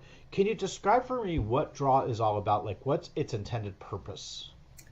So, and I guess I'll start by saying again that the reason we picked the acronym was not just because DRAW is a cool word, but also because we really wanted to highlight that resilience piece and the idea specifically of digital resilience and the importance of digital literacy and digital skills, but really preparing our adult learners to be adept and comfortable with technology, especially when you think about how much technology changes every single day. We all constantly need to pick up new skills. I mean, this is my first time coming to StreamYard, and had to figure out how that interface worked. And, so it's not just enough to learn how to use Outlook. You have to, there's sort of a whole breadth of skills that you have to be thinking about. So part of what we wanted to do through the initial phase of this work was that with this landscape scan is really unpack just this complex world of what is digital literacy? What is digital resilience? How do you teach it? What are the resources out there? What are the assessments? What are the frameworks? And how do we help clarify some of this space for the adult education field and people outside of adult education? Because I think this is important obviously for adult educators, but it's important for really everyone involved in education and workforce writ large. When we think about, again, like this digital skills needed to be successful in pretty much almost any job these days. There's a lot of folks who need to be thinking about digital skills. You brought up the Digital Equity Act. I mean, there's a lot of important emphasis on access to technology, access to broadband. And we want to make sure always that the skills piece is front and center there as well. It doesn't help to have access and broadband if you are not able to fully engage with those technologies. So for sure. Yeah, so JFF is a leader in trying to get this information out to the field. And it's not just to the students, but to the instructors, to the administrators, people that need to know how to blend this stuff into their organizations, into their trainings, into their classrooms, so that our students can get smarter. And that's one of the things I think JFF does amazingly well, is really being able to communicate things like that down to the field. What should be on our radar screen as administrators and as instructors? What is it that we should be looking at now that's going to be coming down the pike when we talk about DRAW and we talk about the Equity Act? Where should we be focusing? So I'll point you to a couple of things that are coming out in the very near future from the DRAW project that folks can be keeping an eye out for. So hopefully by at least Monday or Tuesday next week, we're actually putting out a full brief on instructional strategies focused on building digital literacy skills in the classroom. A lot of those things I think maybe won't be surprising. There's a lot around contextualization, really making those skills relevant, integrating them into other settings, thinking about how do you integrate it into your English classrooms, how do you think about integrating it into your high school equivalency classrooms. But we have a lot of great information in there that's coming out very soon. We have another one coming out soon, hopefully just in time for Digital Equity Week or Digital Inclusion Week. Again, focused on sort of some of those equity and access strategies, and thinking about the role of things like the digital navigators in helping, especially in partnership, thinking about the ways adult education can partner with the workforce system, with community-based organizations to help increase access to those inclusion services. So we have a lot of great information coming out over the next few months that I think will hopefully help administrators understand the landscape of what's out there and some of the tools that they can be drawing on. Yeah, super cool stuff. I just saw something recently that struck me. I used to be a director at a Title II, an adult literacy agency, and they recently contracted with a company that took an old school bus, and they retrofitted it all with computers, and they drive around sections of Philadelphia that are marginalized, that kind of have challenges getting access. And what a great idea! Like, drive around the country with your digital access. Like, I want to get a whole bunch of those school buses around and just take them out places. Yeah, really neat stuff. We're talking about this week about adult education and family literacy, and it is really a family issue. When adult learners are going to class, it's often their families that are an integral part of their success, making sure. And I'm wondering if how you feel about some of that and that blending of both family and education together. I'm all for it. And this is so less connected to some of the work that we do directly in adult ed, but we do actually have some work at JFF that I lead that's focused on sort of thinking about 2-gen strategies overall. And again, the way that you think about not just individual learners, but thinking about individual learners as part of a family, who are obviously their family responsibilities are often front and center, and really honoring that is a core piece of a learner's identity, and thinking about how do you serve a family, how do you make sure that you're connecting them to the services, not just that they need, but that their children need, that their spouses and aunts and uncles need. And then really recognizing the ripple effects that come with that of, it's not just the individual learner that is improving their skills, but they're better able to then, navigate their child's schooling. They're better able to, access jobs that allow for higher wages, that allow for greater stability. So yeah, there's just a whole lot of power in thinking about the family. So thank you for raising that. And yeah. I'm really mindful about that. When I look at our frontline workers and around the country that are doing this work, it really challenges are beyond the classroom. It's about life. It's about helping people navigate transportation and diapers and feminine products and all these challenges that people have that are trying to get smarter and better. And Jobs for the Future definitely are kind of leading the charge and trying to make some of that happen. We're grateful for JFF for the great work to create the skills network that you had mentioned. Can you give us a little bit more about what that's all about? Yeah, happy to. So my colleague Lisa Soricone is our lead on this one, and she does a lot of awesome work on various projects. But this one is developing a research base on effective ways to use technology in adult learning. So definitely some good connection points between the draw work and the create work. This is led by AIR and part of an IES grant. And so a couple of things that I'll highlight here and is, thinking again about what are effective uses of technology to support adult foundational skill development. There's also some effort thinking about exploring equity in adult education research. So some really exciting work coming out of that. Love it. All good stuff. Yeah, it's staying ahead of the game is half the battle, and really thinking like what's coming down the pike next. And that's it's extremely important to kind of put it all in perspective. We are celebrating National the Adult Education Family Literacy Week itself, and I was wondering if you had a message to our instructors out there that you like to share about the week and the celebration and the recognition of it.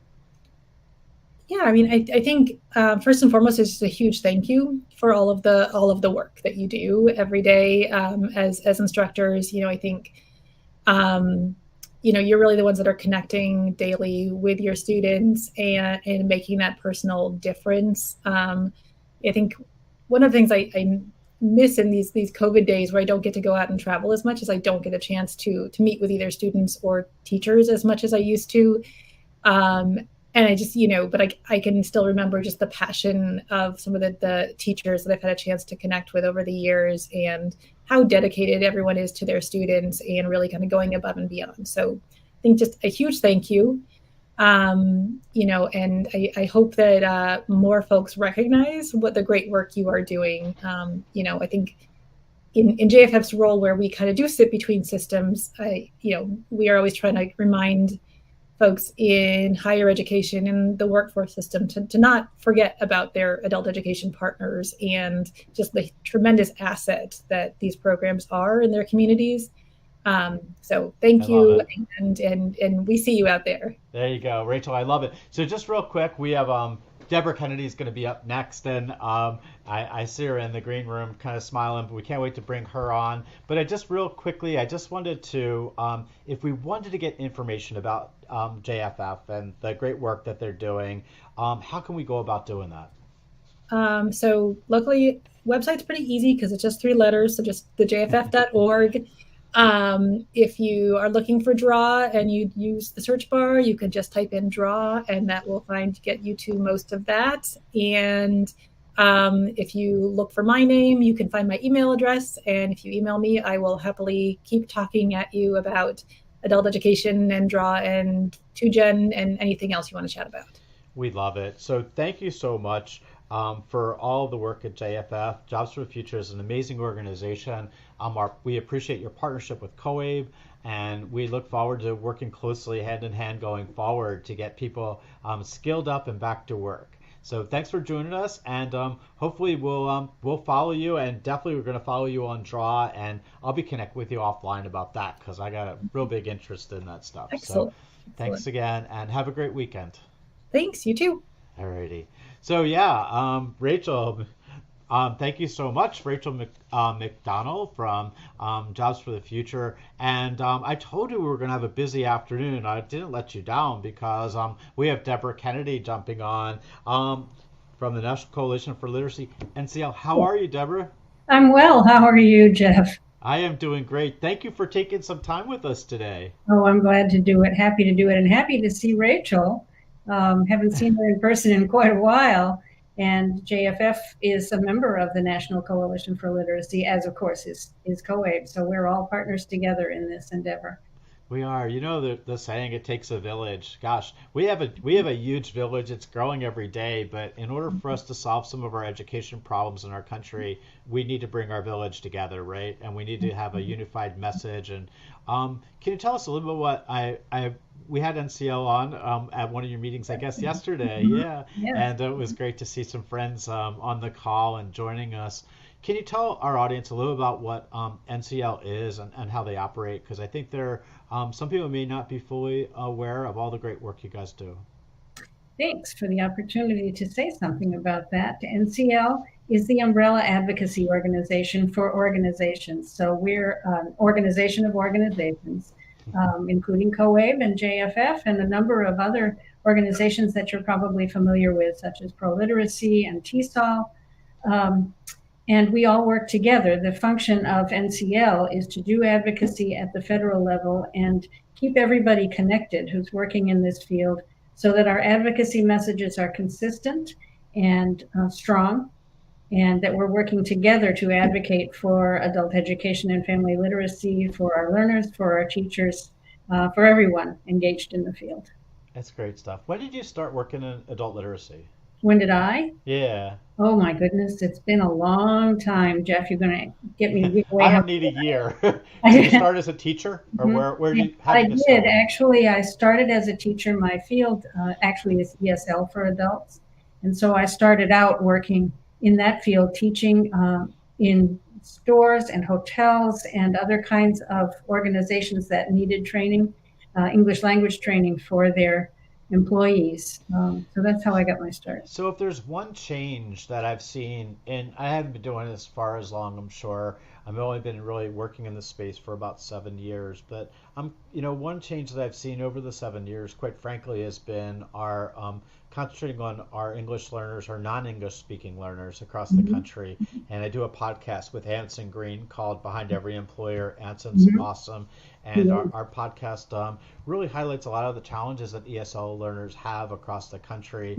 And I'm so proud of many of our adult literacy agencies really concentrating now on the non-speaking population in our country, the non-English speaking population, and how we're really centering them and recognizing the value that they bring to our labor force, to our communities across the board. The NCL, I know that you're bringing everybody together to the table. What's the message that we should be sharing with the country when it comes to adult education? Well, I think the most important thing we can do, Jeff, is reach out into our communities with a message that adult education is a critical, essential, and valuable part of the community, that everything that we do is what makes a community stronger and more self-sufficient and more resilient, that we provide the educational opportunity for native speakers and non-native speakers that lets them become full active members of the community, and that just strengthens the community overall.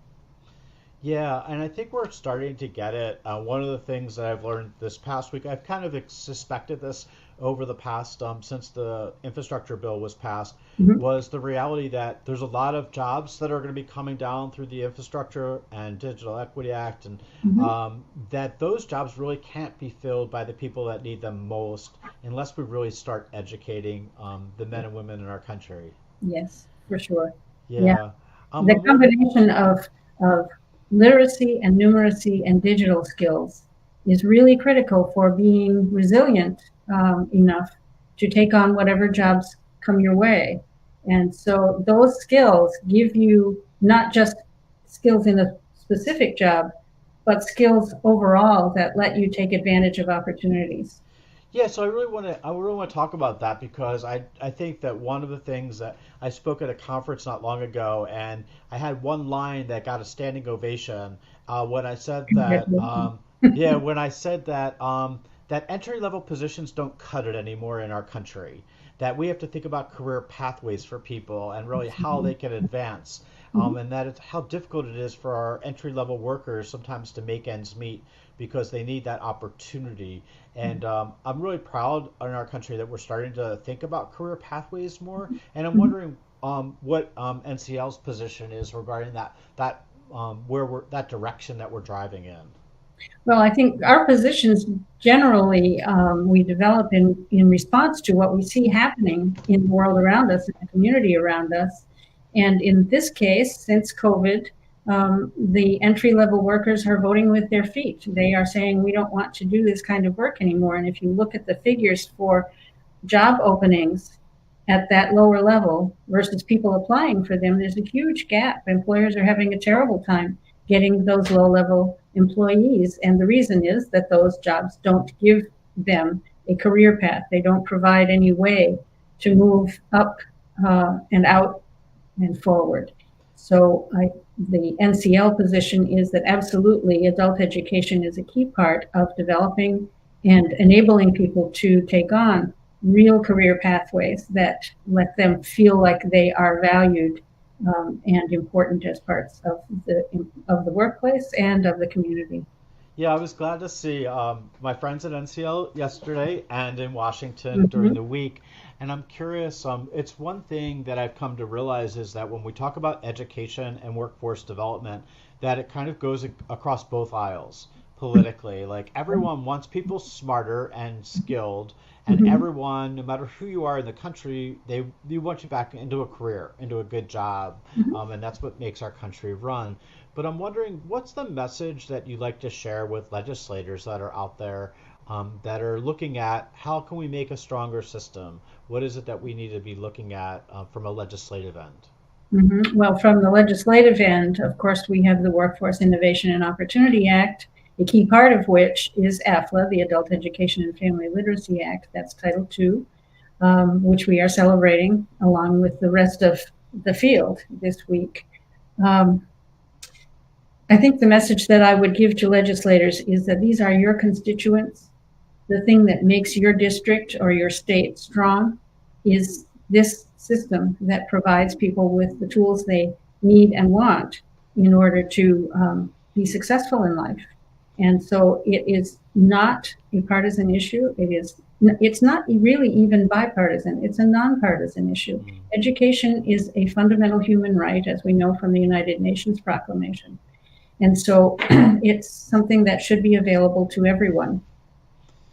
Yeah, that's really so true. And, oftentimes we've been seeing during the course of the week a lot of stories from our adult learners, from our educators across the board. I mean, we even had an assembly member from California who shared about his journey, that he's an assemblyman and he got his high school equivalency after he dropped out of school. I think that it's the stories that are so important.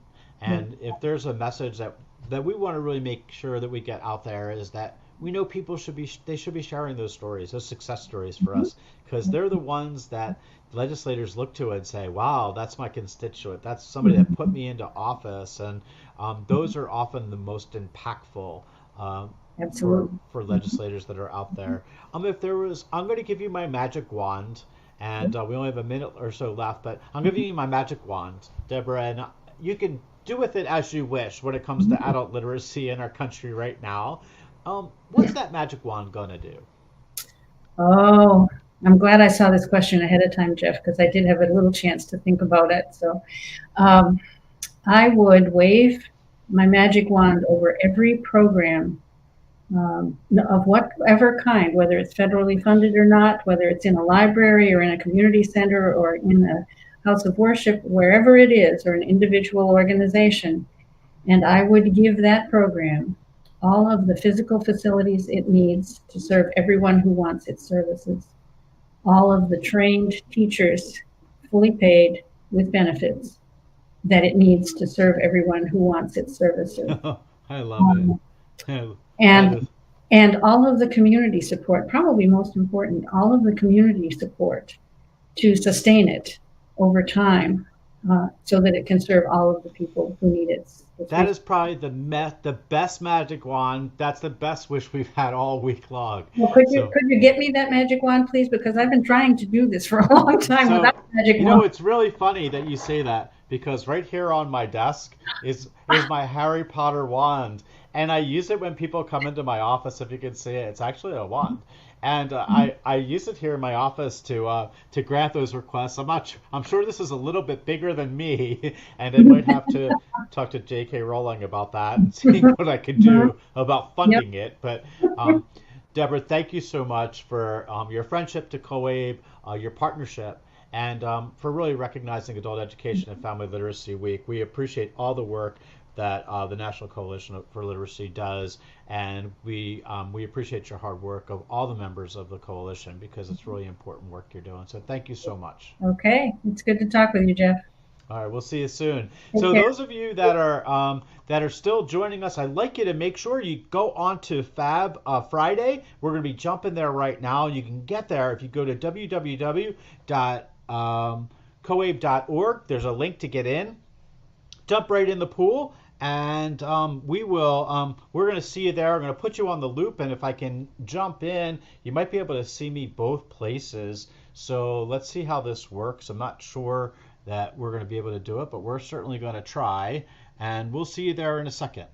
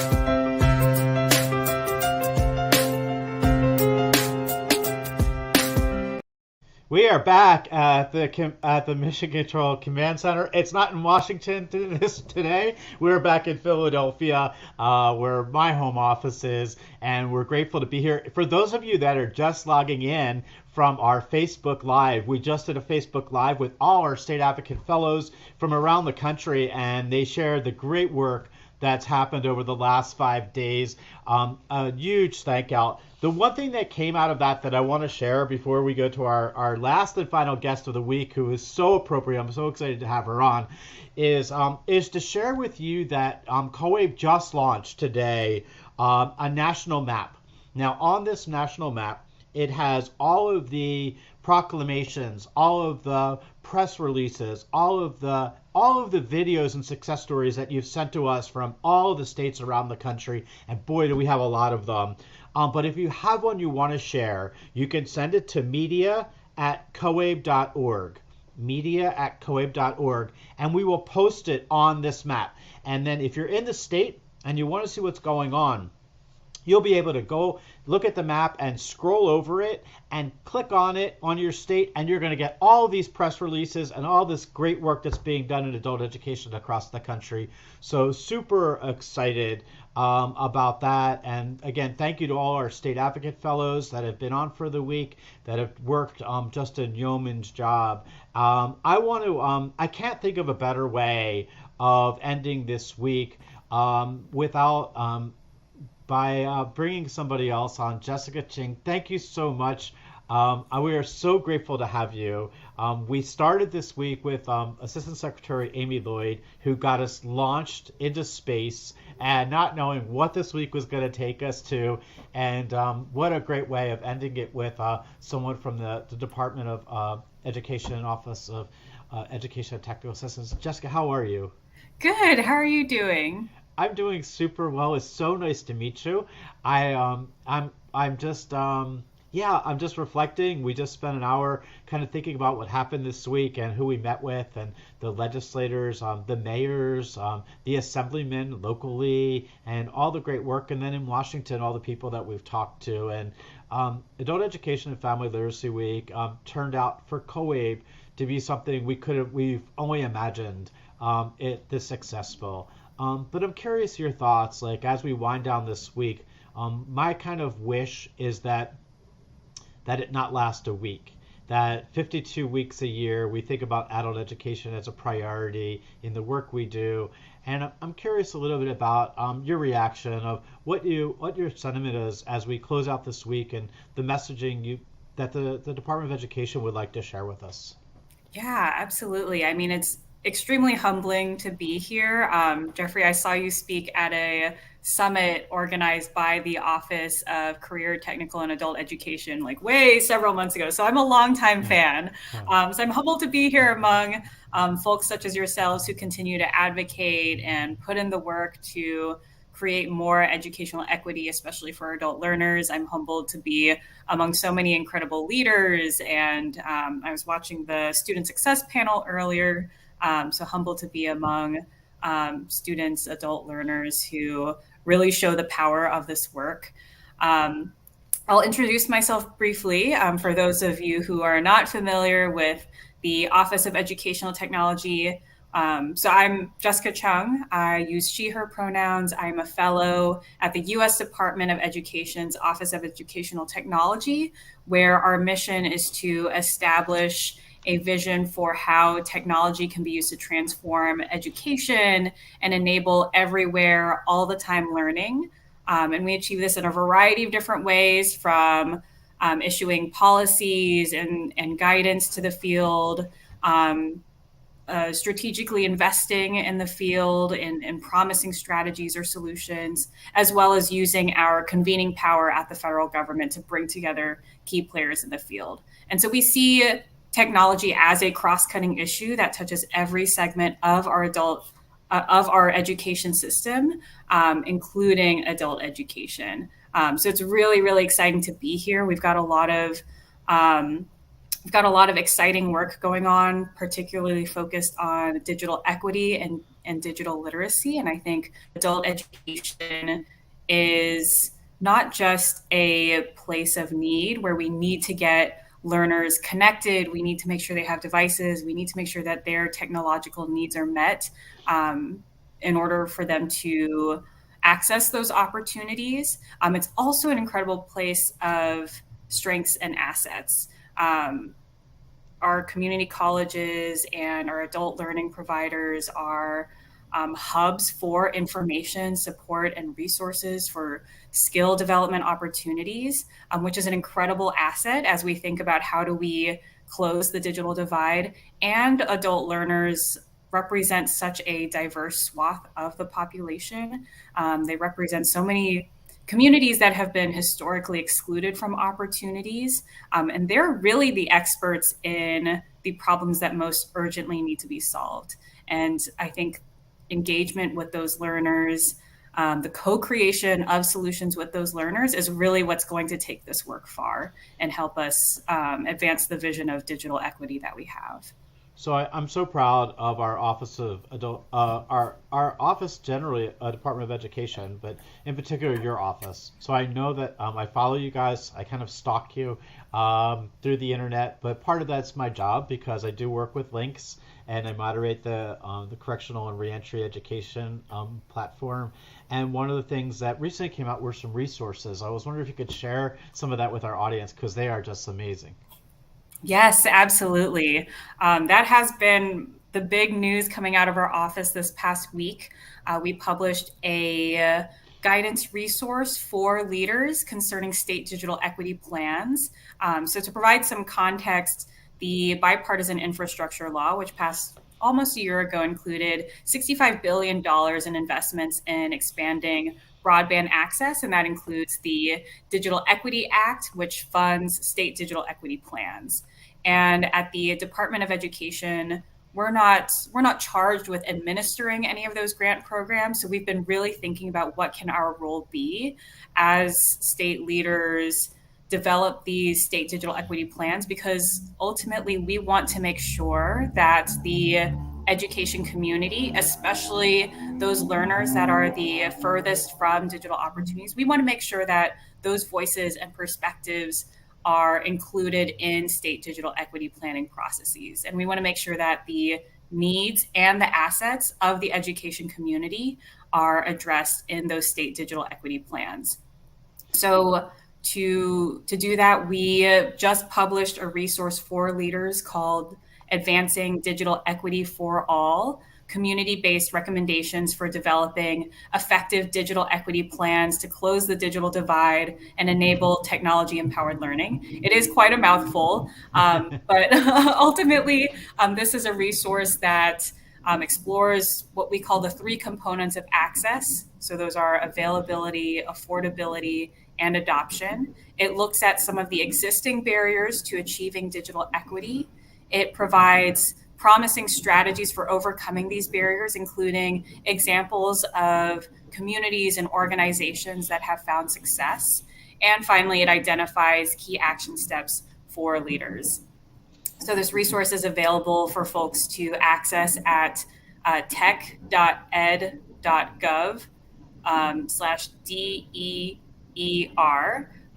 So that's again tech.ed.gov/DEER.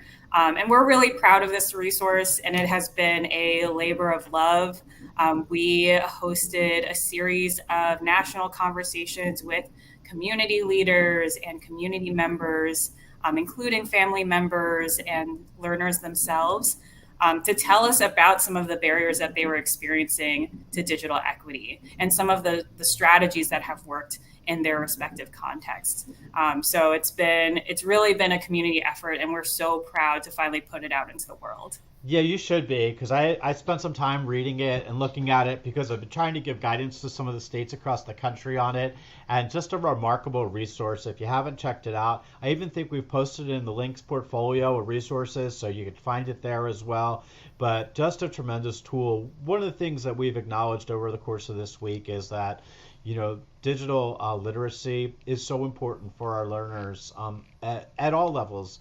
But in particular, as a lot of our population have just never really engaged in those digital literacy skills. And it's so important as we drive them into the workforce and career pathways for them to get not only the digital skills, but also to get the access. And we're super excited about the Digital Equity Act and its implementation.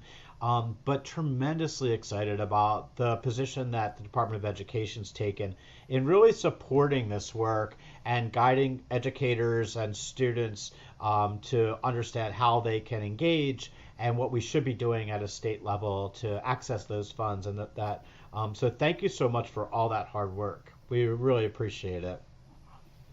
Absolutely. Thank you so much for highlighting it. We're really grateful for partners and collaborators like you all who help make this work happen. So as we go forward, I'm so glad you're kind of like the last of the interviews we're doing this week, and I'm just reflecting a little bit. But if there was a message from your office that you'd like to share with our adult learners across the country, what would that be? Yeah, that is a great question. I would say to our adult learners and educators across the country, probably goes without saying, but you are so important to the movement to advance digital equity. You play a critical role, whether you are a learner, an educator, a family member, a worker, a community member.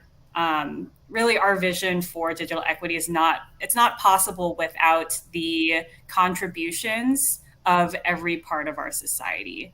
Like I said, I think education is not just a place of need. It's an incredible source of assets to make this work happen. And I think adult learners are in such an incredible position because they can unlock opportunities for multiple generations at once. And that's why it's so important for us to include them when we think about state digital equity plans and the needs and assets of the education community. I think something else that is really important to the Office of Educational Technology is co-creating and co-designing solutions with learners themselves. And I think our adult learners are, again, an incredible asset in, they are an incredible source of expertise in the barriers to digital equity, some of the solutions that will work. How do we meet people where they are? And how do we make sure that we are identifying the right issues and approaching problems at a human level? Because that's what we have found is that in order to close the digital divide, it's not enough to build the infrastructure. It's not enough to create affordable connectivity programs, although those things are so important and so critical. We also need to meet people where they are. We also need to address some of the human level barriers, like whether or not people have the information and the technical support and the digital literacy skills necessary to leverage technology for learning and for participation in our education system, our economy, and our society. And I think adult learners are going to be key collaborators in this work. And so sorry, go ahead. No, I love it. And, it's amazing. There's so many different pockets of learners that we work with. We were just on a call that was with a program in Cleveland that's working with men and women that have that are visually impaired, and they use canines to help in the education process. And we just have so many different pockets. One that is a call out, I know you've seen me speak before, is justice and making sure. And I love that there was a call out in the Digital Equity Act for men and women that are incarcerated or coming home from some of those challenges. So we're getting that voice. It's being heard, and I can't be more proud of our Department of Education, from our secretary to our assistant secretaries, to really elevating that voice on Capitol Hill and making this a priority across the country. So we're doing it. We're like, they say that you eat an elephant one bite at a time. Now, I'm not really sure who would want to eat an elephant, but I do think that the analogy is appropriate, that we do have to chip away at these challenges. And the Office of educational technology is a really important piece of that, and we're glad to have you as a friend. And certainly thank you for helping us close out our Adult Education and Family Literacy Week. We look forward to working with you going forward, and thank everybody in your department. Let them know that they are making a difference, and it is we're so thankful for the work product that's coming out, because it's changing lives for sure. Absolutely. And thank you all so much for the work that you do. Like I said, I've been a longtime fan of yours. And seeing you speak at the Octave Summit several months back, I think really inspired some of the work that we've been able to do. So thank you so much for everything that you do as well. No, it's my pleasure. Jessica Ching from the Office of Educational Technology, United States Department of Education. Thank you so much. It's great seeing you, and we'll be catching up shortly. So take care, Jennifer. Take care. So we are at the end of what's been truly an amazing week, and I want to thank everyone that's watched, that's listened, that's followed, that's added your voice to this discussion about adult education and family literacy across the country. Special thanks, obviously, to our United States Department of Education and our Assistant Secretary, Amy Lloyd, who joined us and got us off the ground. Obviously, Jessica Ching just now from the Office of Educational Technology, who actually took us out of this week. And then to all of the fellows, to all the COABE staff, special shout out, especially to Jody Angelone and our entire board at the Coalition on Adult Education. Those that were with us on the board that appeared in Washington earlier this week, just so grateful. And then all of our partners from COABE that participated this week, from the Barbara Bush Foundation to the National Literacy Coalition on Literacy. There were so many. Everybody was just in the pool this week and engaging. I can't thank you enough. Again, my name is Jeff Abramowitz. I've been a host all week. It's been a true pleasure, and I look forward to next year, Adult Education and Family Literacy Week, really seeing how we can push the envelope even further. So I'm grateful, and we're going to close out here and wish everybody a safe, happy holiday weekend, and look forward to catching up with you real soon. If you want to connect with COABE, you can do so at www.coabe.org. And again, if you want to send any of your information regarding events that happened this week, press releases, videos, you can do that at media@coabe.org, and we'll make sure we post it on our website. Check out the new map of the United States that you can see all the things. And last, if you go onto the COABE website, we have a lot of those. We have a lot of resources and tools that are on there, and private note links. I moderate for links. It's www.links.ed.gov. You need to get on that if you're an educator. Tremendous resources that are just totally free 95 for everybody out there. And the U.S. Department of Education and Octave help support that and run that platform. It's just great for educators and students as well. So again, Happy Friday, and we'll see you next year for Adult Education and Family Literacy Week, and we're closing out the Command Center. Take care, everybody. 30 seconds and counting. Astronauts report it feels good. T-minus 25 seconds. 20 seconds and counting. T-minus 15 seconds. Guidance is internal. 12, 11, 10, 9. Ignition sequence start. 6, 5, 4, 3, 2, 1, 0.